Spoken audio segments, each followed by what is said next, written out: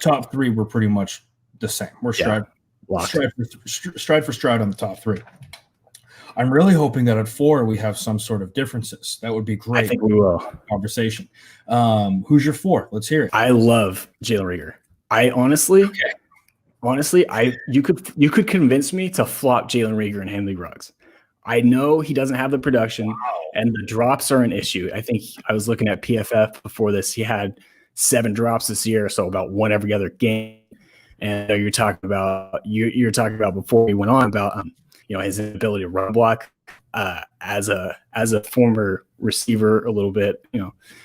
I don't really give a shit about his run blocking. I honestly, I see where you're coming from the line perspective, but to me, I can hide a wide receiver in his run blocking and rely on my offensive line to take care of that for me.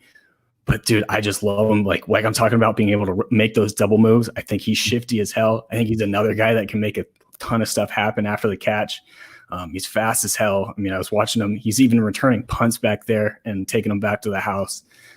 He's not the name that a lot of people are getting and doesn't have the numbers that are going to jump off the page, but that's also because his quarterback play was god awful. Yeah. The fact that his sophomore year or last year he had 1,000 yards with quarterback play that, mind you, the same year the Cheez-It Bowl happened, which had I think 7 interceptions at one point. I want to say combined had 9. I think the TCU quarterbacks threw 5. They played 2 of them, and they threw 1 through 3, and the other one through 2.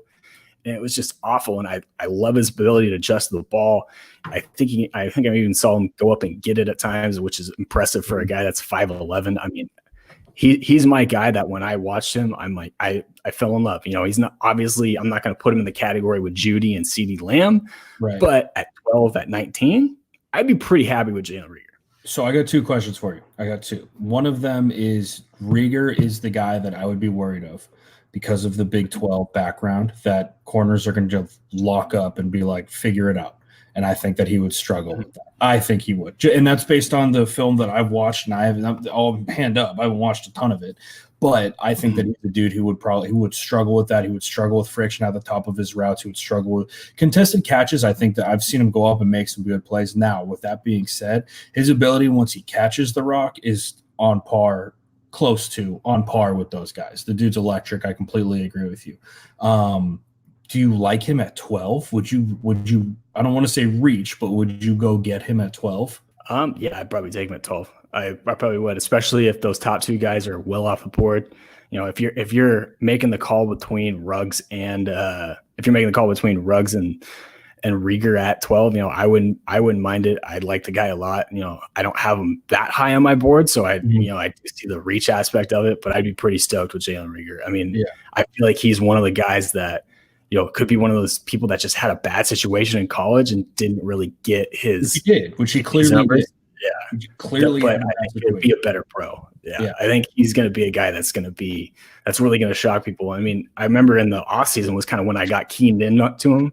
I was looking at I don't know if you subscribe to The Athletic, but Bruce Feldman releases his 100 biggest freaks in college football. Mm-hmm. I don't remember the numbers exactly, but mind you, Jalen Reagor is about 185.